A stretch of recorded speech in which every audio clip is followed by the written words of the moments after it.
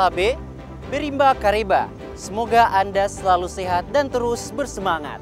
Saatnya Anda menyimak berita Sulawesi Tengah bersama saya, Fatur Rahman.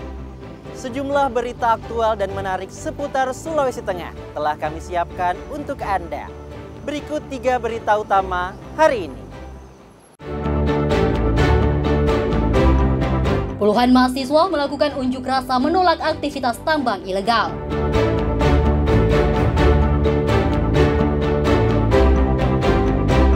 Ratusan warga Palu mendatangi Polresta Palu untuk membeli beras dengan harga murah.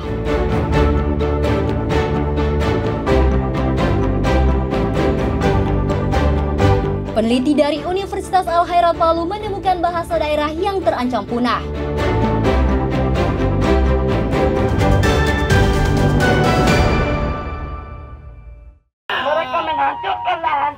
Mereka menghancurkan lahan kami, tapi mereka minta jatah.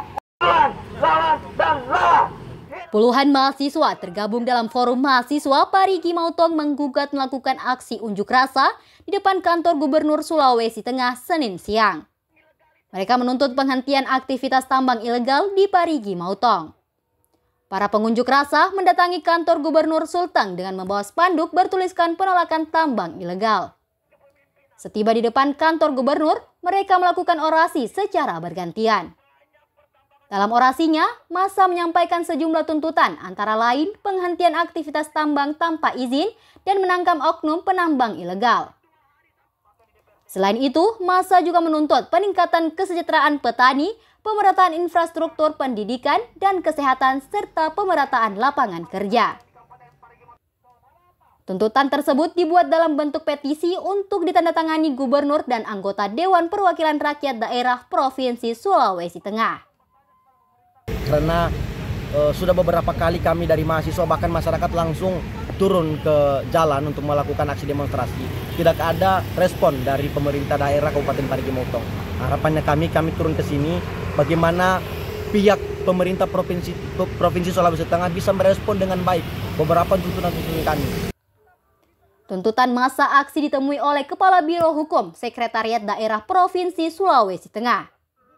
Admin mengatakan Gubernur Sulawesi Tengah telah membentuk satuan tugas tambang ilegal dan satuan tugas telah bekerja untuk mengidentifikasi tambang ilegal. Membentuk satgas penertiban tambang ilegal di sana.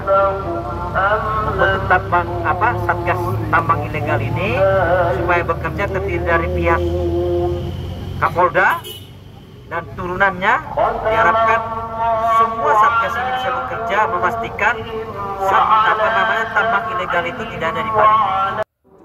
Pemprov Sulawesi Tengah komitmen akan menindak penambang ilegal dengan bersinergi aparat penegak hukum dan instansi terkait lainnya.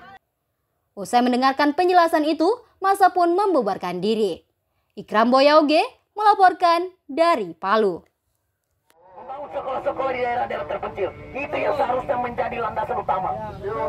Bukan hanya kita tidak bersedia tentang berani cerdas ataupun dengan pemerintah daerah, program-program pemerintah daerah.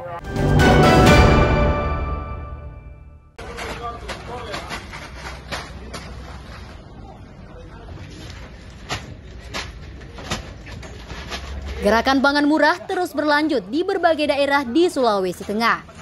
Polresta Palu bersama Perum Bulog melakukan kegiatan pangan murah di depan Polresta Palu Senin pagi. Warga pun antusias mendatangi untuk mendapatkan beras dengan harga terjangkau. Sebanyak 10 ton beras SPHP disediakan dan didistribusikan oleh Polresta Palu. Setiap warga yang membawa KTP dapat membeli maksimal 2 karung beras, masing-masing berisi 5 kg dengan harga Rp60.000 per karung. Gerakan pangan murah ini merupakan program serentak yang dilakukan untuk ketahanan pangan. Beras yang dijual subsidi untuk masyarakat ini juga sebagai upaya stabilisasi harga dan mencegah inflasi. Kita jual beras murah.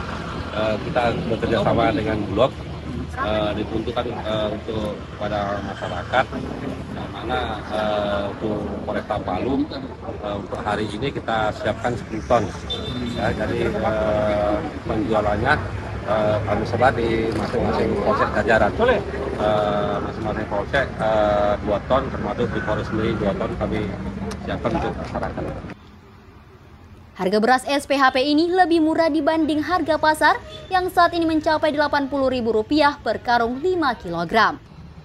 Warga mengaku terbantu, terutama di tengah kenaikan harga kebutuhan pokok beberapa bulan terakhir.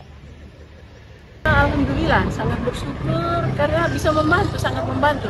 Karena selama ini kan beras mahal. Beli beras yang 17 1 kilo. Per kilo kalau di pasar sekarang berapa sih? Saya beli 17 1 kilo. Jadi ini membantu lah ya. Ini alhamdulillah. Terus saya lihat ini ada pasar enggak. Saya tahu ada pasar murah beras. Kalau di kios itu 80. Yang 5 kilo. Yang di kios itu 80. Berarti ada selisih harga lah. Selisih 20. Program Gerakan Pangan Murah ini menjadi salah satu langkah Polri untuk membantu stabilisasi harga, menjaga ketahanan pangan, serta mempermudah akses masyarakat terhadap kebutuhan pokok. Syahrul Cahya melaporkan dari Palu.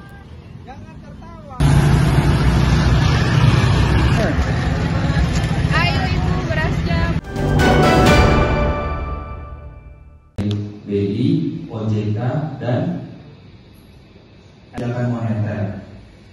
Puluhan mahasiswa Fakultas Ekonomi dan Bisnis Universitas Tadulako mengikuti kegiatan literasi keuangan Senin pagi.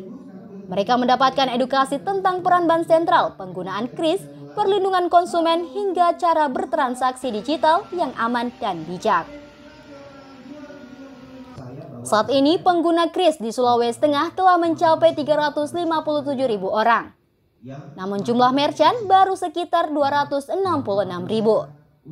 Bank Indonesia mendorong pelaku usaha, khususnya UMKM, untuk menyediakan metode pembayaran digital ini. Sudah cukup banyak sebenarnya masyarakat yang menggunakan jasa perbankan atau menggunakan KRIS. Tapi sekarang yang menjadi tantangan adalah bagaimana supaya ini berjalan jangka panjang, supaya manfaatnya benar-benar dirasakan masyarakat. Dan yang menjadi poin utama adalah resiko, ya kan, jangan sampai terkait dana. Sejak diimplementasikan tahun 2020, KRIS menjadi salah satu instrumen penting untuk mendorong ekosistem pembayaran digital yang inklusif. Tingkat inklusif keuangan nasional saat ini mencapai 76%, sementara literasi keuangan berada di angka 66%.